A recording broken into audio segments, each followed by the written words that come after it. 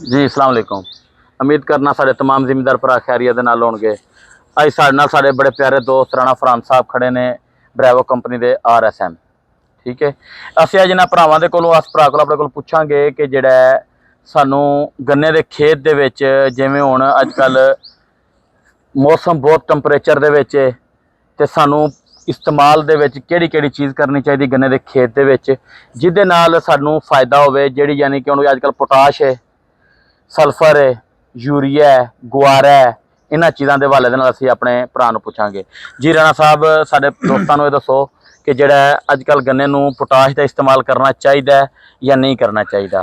अगर पोटाश का इस्तेमाल नहीं करना चाहिए तो गुआरे का करिए या ना करिए, ये साडे भरावां नूं मुकम्मल तफसील दे नाल जरा समझाया जाए। एक इमरान भाई बहुत बहुत शुक्रिया, तुसीं हर वारी सानूं बुलांदे हो और अपनी फसल भी चेक करांदे हो और साडे माशाअल्लाह ग्रोअर भी हो। ब्रैवो कंपनी तरफों राणा फरहान बोल रहे हैं जी। अच्छा, तो एक चीज़ है इमरान भाई, जी पोटाश का तुसीं कह रहे हो कि ये की फायदे है की नुकसानात है, ये बारे में दस देवां कि दोस्त पोटाश कदों इस्तेमाल करनगे।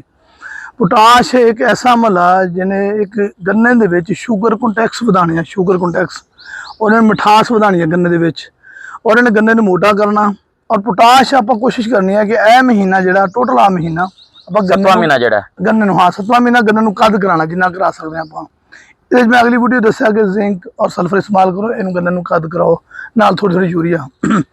इस महीने के एंड दे विच आपां जाके पोटाश इस्तेमाल करनी है और उहदे नाल गन्ने ने मैच्योरिटी वाल चल जाना। मैच्योरिटी वाली में कि गन्ना तैयारी के अमल दे विच चल जाएगा। पोटाश पा के बेशक तुसीं गन्ने नूं छोड़ दो, गन्ना तैयार होवे और उहदे नाल गन्ना मोटा भी होएगा और तुहाडा गन्ना डिगेगा भी नहीं।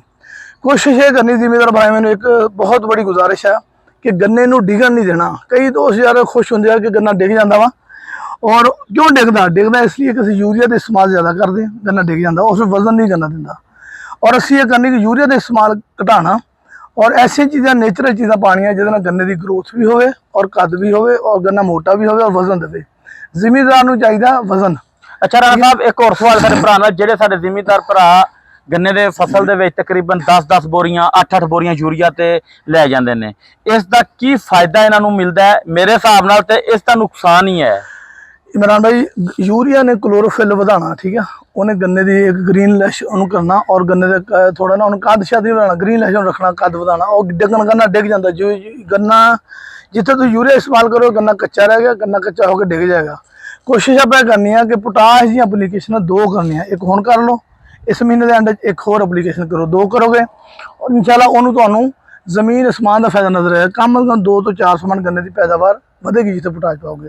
ठीक है इमरान भाई, और जिम्मेदारों को असं गुजारिश करते हैं कि पोटाश लाजमी इस्तेमाल करा करो और पोटाश लाजमी इस्तेमाल करो। जो दोस्त जिम्मेदार है और गन्ना बीज रहे और अगर दोस्त ने वजन लेना और गन्ना अगर वजन लेना चाहते पोटाश लाजमी इस्तेमाल करो।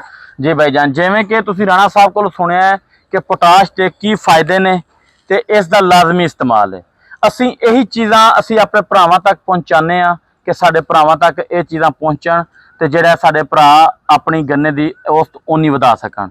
अगर तुहानूं साडी वीडियो अच्छी लगी होवे ते साडी वीडियो अपने तमाम दोस्तों तक लाजमी शेयर करिया जे, साडे चैनल सबसक्राइब लाजमी करिया जे, बैल आइकन के बटन नूं लाजमी दबाया जे, जिहड़ा कि साडी हर आने वाली वीडियो साडे भरावां तक पहुँचे। जी अस्सलाम वालेकुम।